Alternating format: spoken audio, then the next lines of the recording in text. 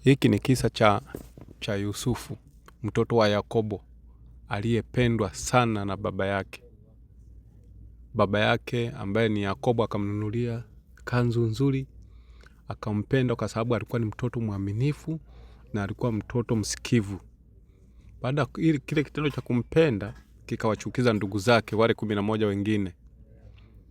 Kikazidisha zaidi chuki baada ya kuwa anaota, akaota mambo ya miganda kimuinamia, akaota baba yake na mama yake na ndugu zake wanamuinamia, akaota nyota zinamuinamia na jua.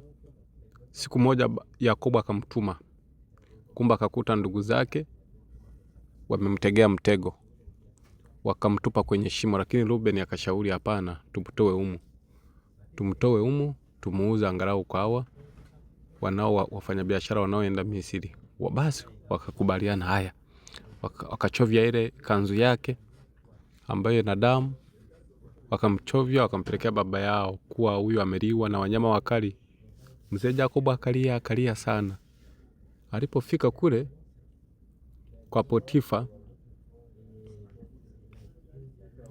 basi Yusufu akawa mfanyakazi mzuri, lakini baadaye akatupwa gerezani kulingana na kusingiziwa na mke wa Potifa kwa anataka kumbaka.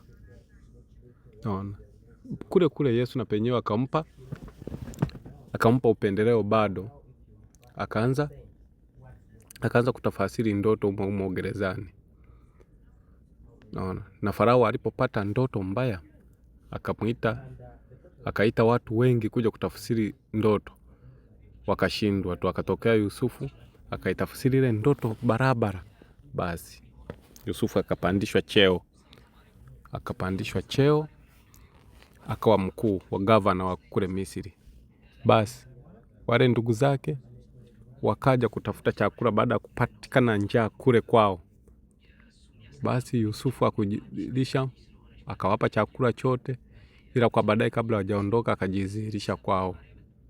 Akawaambia, mimi ndo Yusufu ambaye mliniuza kwa mabaya, lakini Mungu ameyategemea yamekuwa mazuri. Baba yangu yupo? Basi akasema, baba yetu yupo. Akawapa chakula cha kutosha, wakarudi huko.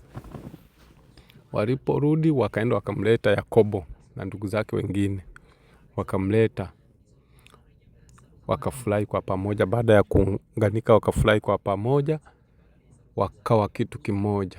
Yusufu akaendelea kutawala, naona, na akawa mtu mwenye imani kali, huku akiwapenda ndugu zake, ikawa familia nzuri. Hii hadithi inatufundisha jinsi ya kusamehe. Licha ya ndugu zake Yusufu kumfanyia mambo mabaya, lakini aliwasamehe. Naona aliwasamehe, hakuona yote yaliyotokea nyuma. Na wewe ukitaka mambo yako yawe mazuri, inatakiwa usamehe yaliyopita. Usipende kwenda na kinyongo. Hata Mungu wetu anatusamehe na anatufundisha kusamehe.